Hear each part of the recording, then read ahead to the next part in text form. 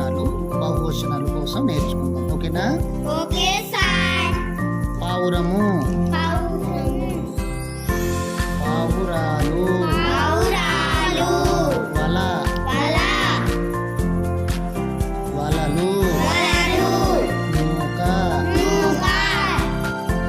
మూకలు, అడవి, అడవులు, దేవత, దేవతలు, బొమ్మ,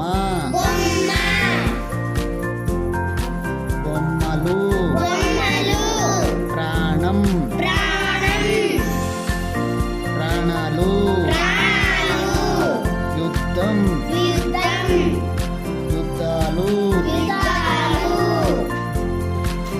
ఉత్సవం, ఉత్సవాలు,